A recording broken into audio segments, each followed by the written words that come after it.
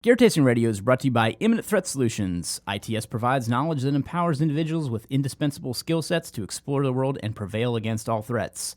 Right now, as a special thank you for all podcast listeners, we're offering 10% off in the ITS store. Simply use the code GTR to save 10% at store.itstactical.com.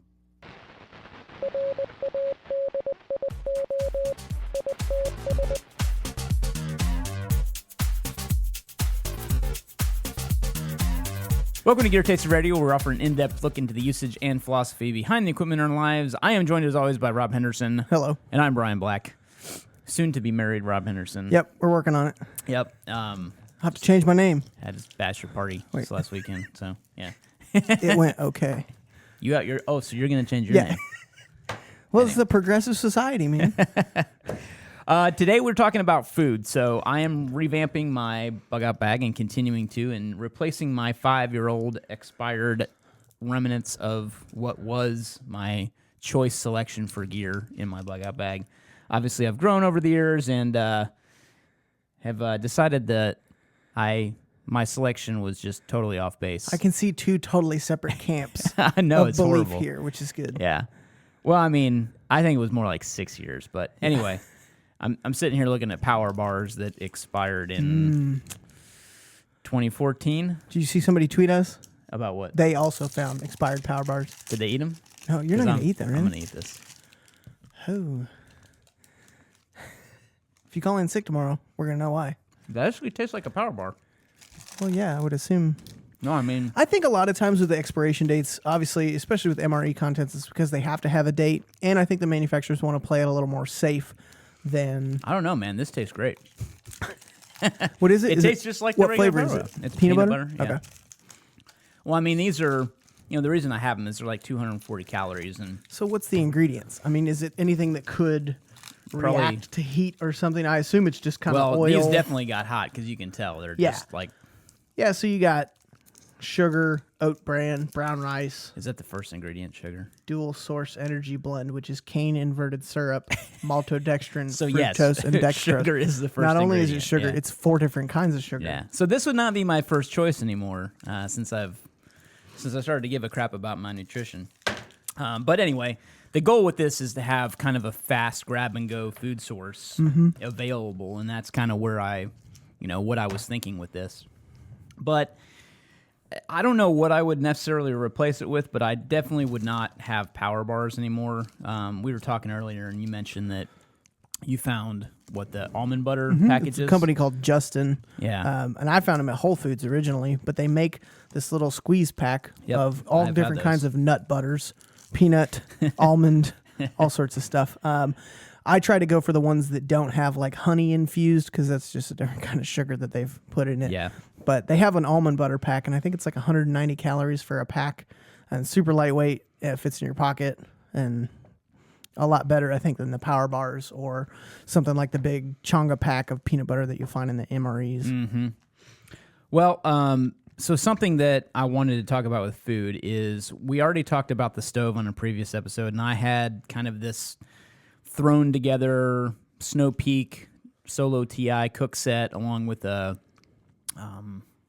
I forget the stove MSR? manufacturer. Yeah, it was a specific type of MSR. I know they have a Whisper Light. Yeah. Anyway, Go back and listen to that. Yeah, I replaced that stove and decided to go with the Jetboil like as I'm revamping stuff. So I won't necessarily talk about the stove other than to say I'm using a Jetboil now.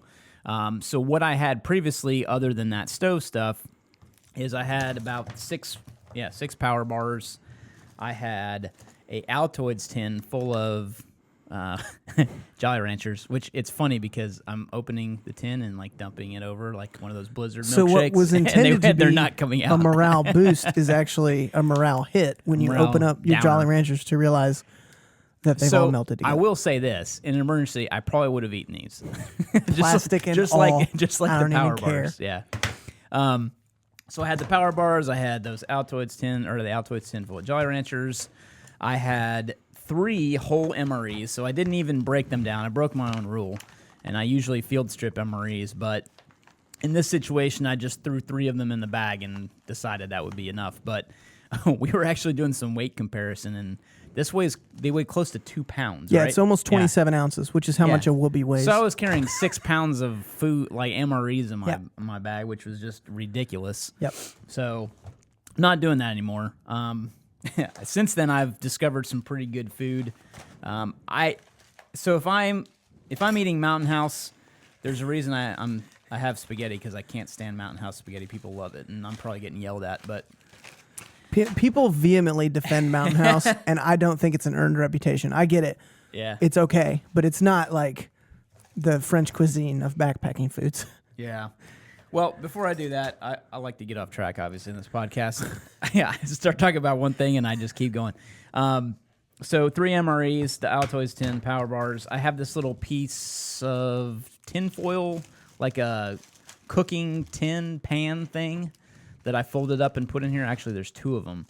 And these can be really good for storing things or boiling water or, those type of deals. But I don't know. I just don't know if I would keep these or not. See, the problem is that, I look at the jet boil and I'm like, okay, I can boil water. That's great. But coupled with that platypus gravity filter that I have, I think I'm okay when it comes to water collection and filtration and cooking and things like that. I would probably, I just don't see a reason for these. No. Yes, in an emergency, I'm sure they would come in handy. I could probably even use them to hold something or store something, but they hardly weigh anything, but I just don't know if I'd keep them. It just doesn't, I don't think it becomes as useful. A lot of people will use them for windscreens and stuff, but the jet boil already has a really good protection from that. And yeah, that's one thing I really like about the jet boil is you don't need a windscreen. Yeah, it's pretty decent. However, you can't just go out in gale force winds and expect it's going to work perfectly. Yeah, it does cut down on the boil time, I will say that. Yeah. Because I've been there. I would just probably try to find an area that wasn't as windy, or shield it with my body or something. And then I've also got a few packs of that emergency vitamin C stuff, a couple of salt and pepper packages, English breakfast tea, some chicken bouillon, and some packages of sugar. So in the raw. And that really, along with some titanium spoons, which I think I talked about on cooking. I'm not sure, but I'll address them again. And these are MSR spoons. They have this little crazy wrench in them to actually take apart an MSR whisper light stove if you were using it for that. But they are still pretty light spoons, and they are made out of titanium, so I'd probably just hang on to these. And again, I'm sure I've addressed this before, but this bag is supposed to be for myself and my wife, so hence the 2 spoons. I'd rather just take 2 and not have to deal with sharing. I'm not good at sharing. Yeah. And then I have, what I would include in this is a fishing kit. So even though it's not technically, I can't technically eat it, it's not cooking. Really, I think this is kind of, if I was going to put it in a category, I would put it in food. Yeah. So, because it's to gain food. Right. So I have this little emergency fishing kit that's in a small vial, and it's from my friend John at Survival Resources. I've long been a fan of what he's done, and really he's the inspiration for a lot of me getting started with survival stuff, because he wrote one of the first books I ever read on building a survival kit, which I thought was just the coolest thing ever. But he has kind of this kit that he put together. I can't really read everything that's on it, but it's got a couple of hooks and some fishing line and safety pins and weights and things like that. But I trust his judgment when it comes to this kind of stuff. I know he does his research, so that's kind of what made me buy it in the first place, and why I'm just going to continue to use this one, because I don't feel like I'm really in the position to be able to build a great fishing kit. I know how to fish. However, I'm not very good at it, and I'd rather just kind of trust that to somebody else. Well, you can't ditch those power bars now. Now you need some bait. That's true. You probably could use some I bait. bet. I don't know. I do have an automatic fishing yo-yo reel. You laugh, but actually these things are pretty neat. But you can basically... I just laughed at the process. I'm thinking in my head of like yo-yoing for fish. Well, you set it up, and then they bite the line, and it kind of... Oh, that's cool. It kind of sets the hook. Well, you said yo-yo, and I thought it was like a... Well, you wind it out. It's basically like you can think of it like a mouse trap. You set the trap, the fish bites it, it sets the hook, and then it... So it has like one-way tension, it only pulls back in? Yeah. Okay, gotcha. Yeah, it kind of like That's springs back on them to set the hook. But anyway, it's a nice way to be able to set a fishing line and walk away, Yeah. versus having to sit there the whole time and try to catch a fish, which, in a survival situation, if you're truly in that, can be mind-numbing. I mean, to me, fishing is I mind-numbing was gonna say. already. Some people really enjoy fishing. I like fishing with friends and things like that, but I don't know. I can sit there in nature for a long time and be by myself, but there's just something about fishing that just isn't really quite Yeah, when I enjoyable to me. cast that line, I have about 30 seconds before I'm like, all right, bite it. Yeah, Bite where it. are they at? Yep. Where are they? Come on out. Yeah. Yeah. But so anyway, that's kind of the group that I have here. So in essence, what I would do is replace the MREs. I just don't want the weight of those. There's not anything wrong with MREs, and I actually really love the way they taste. Obviously, they expire, and you have to watch that. So I kind of lean more towards either the freeze-dried or dehydrated meals just because they're less weight to carry around. The calories can be just as dense sometimes. And then also you have a greater shelf life too. I mean, an MRE has a decent shelf life, but I really feel like dehydrated and freeze-dried stuff has a longer shelf life. I just is it? got Is a it? freeze-dried meal that had a 2049 Yeah, it's expiration date. crazy, dude. Yeah. Yeah. So, And, I'm holding up a Mountain House that's pretty old, so now they even have these little Pro Pack things that Yep. just vacuum seal them down to which a are little... super lightweight super light. for the calories. But, I mean, just what I'm looking at here, like this Mountain House spaghetti is like 280 calories. And that's per serving, right?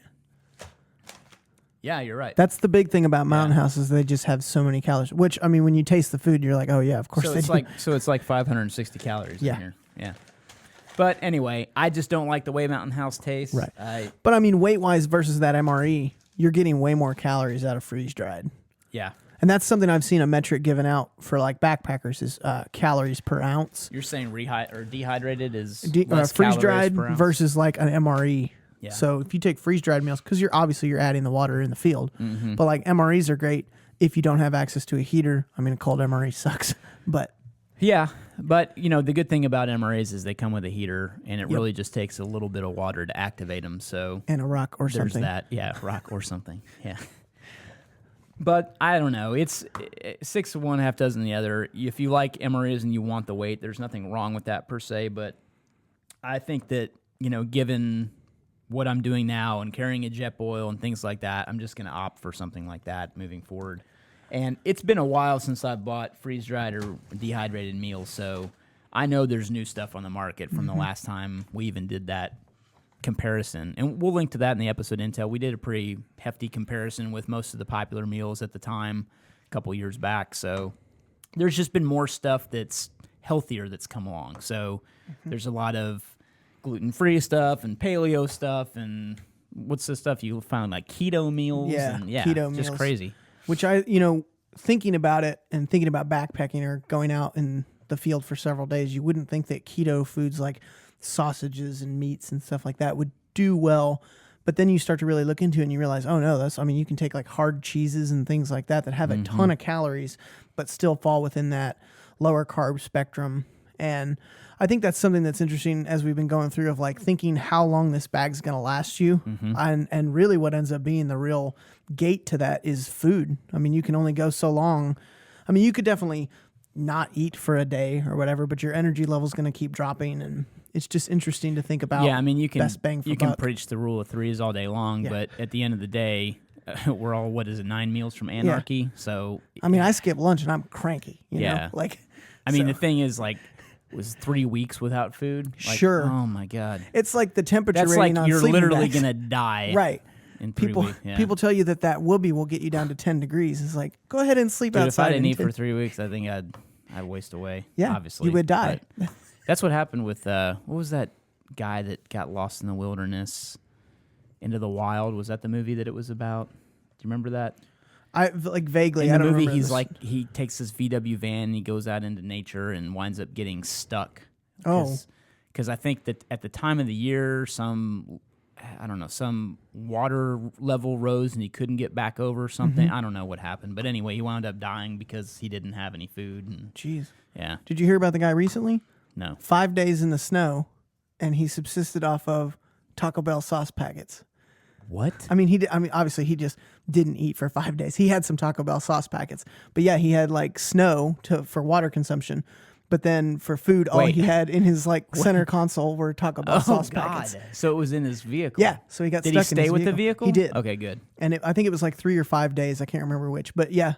You know what? That's how they even know he subsisted Taco Bell sauce packets, because he stayed with the vehicle. You'd be dead. Yeah. Don't leave the car. Yeah.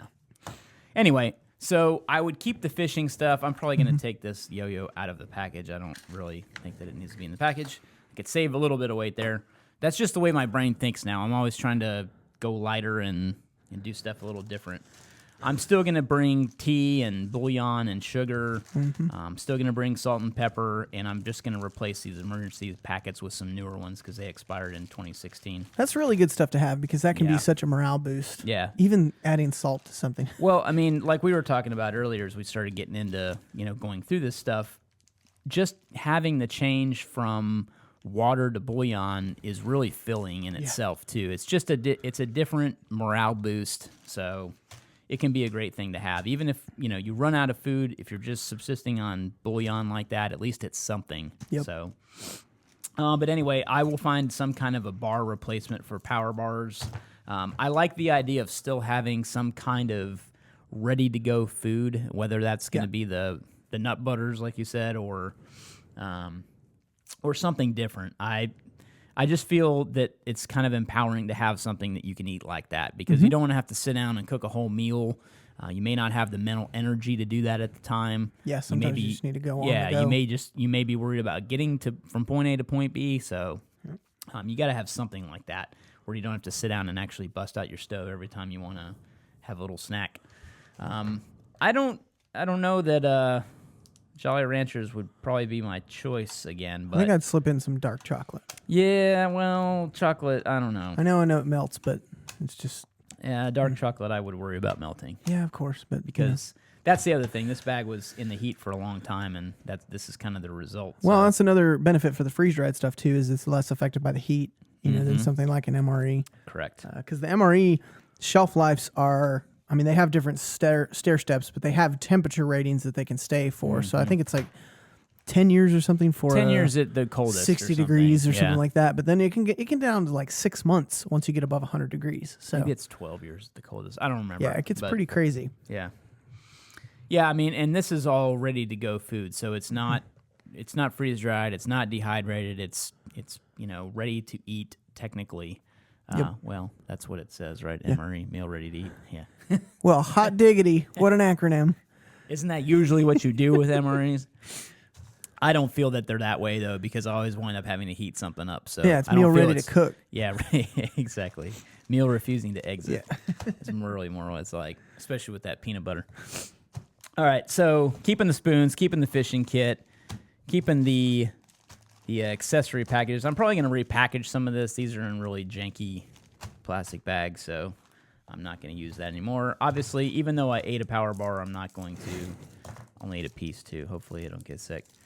If you don't hear from me again, that's what happened. It was the PowerBar. The Oregon Trail, you got dysentery. Yeah. Bryan died. Yeah, I'll probably throw these. Oh, these are loaf pans. That's what they're like, bread loaf pans. I tell you though, that would be really good, like little water reservoir. I know, for like washing something. You could really technically boil water in them too, but that's tough. They're so lightweight. Why not? I know. Yeah. Anyway, probably repackage them. But yeah, that's kind of what I do. I am going to research more food stuff, and as we kind of probably conclude this, I'll come back with some of the stuff that I had to still gather to replace to redo this bag, and I'll update you on all the food stuff that I actually go with. What do you have? Do you have anything that's ready to go like that? Yeah, so I use the almond butter packs. I use I'm going to try this it's a company called Next Mile. They do keto meals. That's on the way to me. So my bag goal is 6,000 calories, and so that I can go 3 to 5 days depending on how lean you want to run. But I do that. I have the little packets out of ramen soups instead of chicken bouillon, just because I had them. Packages? Yeah, so like That's I can just toss some chicken seasoning in some hot water and then drink that, kind of like broth. Ramen's actually a good thing to have too. It's just so bulky for the calories. Yeah, I know. But I have some Starbucks Via packs. I find that's the best tasting coffee. Honestly, that's what I need to put in here. Because I used to do the MRE packs. Mm-hmm. And then the only upgrade thing that I would see is your spoons. I would go to a long-handled spoon if you're going to go with the freeze-dried meals. Yeah. Toke's makes a really nice one, but those are pretty cool. And I like the fact that you can disassemble a stove or other stuff. Yeah. I mean, it's tough. These have been around for so long, and they came out when the Whisper Light stoves came out, and those stoves have been around at least 20 years now, if not more. Yeah. But I like to think of this as like the original, what do you call it, those one-piece tools or whatever you call like them, the multi-tools. So it's got like these little cutouts for wrenches, which are now super popular. Well, yeah, not it's like as an popular EDC tool anymore, now. but, You should use it as a keychain. I know. No doubt. I can see some people doing that. Yeah. Well, that's why I always have a spoon. I do always carry a spoon in my bag. So, but I'll be interested to see where it ends up because it is a cool thing to put together. Maybe we could do like a compendium at the end. Yeah, that would be we good. Ended up with. Yep. Because I've really been putting everything I've been taking out in a big pile. Mm-hmm. So it's been... See how much weight you save. Yeah, it's more so just like I don't know where to put it, but it's really just kind of gathering itself. It's a project, darn it. Yeah. But I am piecing it out, and I'm trying to reassemble it on the table. So everything that we've talked about over these last few episodes, I've been categorically putting on the table. So I'm kind of building the bag again, not packed. So in the end, I'll kind of look back at what we have and gather everything that I've talked about replacing and things like that too, because I do have a running list now of some things I have to pick up and purchase and things like that. So yeah, that's kind of food in a nutshell, if you will, a nut butter shell. Thanks for listening to Gear Tasting Radio. Remember, if you have questions, use the # Gear Tasting on any social media network, and we will get them answered. We will probably be continuing for the next few episodes with this bug-out bag distillation, if you will. So tune in for those episodes coming up. Remember to check us out on iTunes. If you're listening to this podcast, we would very much appreciate you getting on to iTunes or Apple Podcasts, whatever they're calling themselves these days, and giving us a review and rating. It very much helps us out, not only from the standpoint of just, feeling like people love us out there, but it also helps Apple kind of show our podcast to other people, and it'll help us out quite a bit. We will also appreciate your membership too. We have a crew leader membership that we have on ITS, and it allows us to give you back something in return for your monetary membership to the website. You also get some cool things like discounts and swag, freebies, and so if you're a swag monkey, check it out. We'll link that in the episode intel too, along with the articles we talked about with the meal comparison? Yeah, outdoor meal shootout. So look for that. Thanks for listening, and we'll see you next time.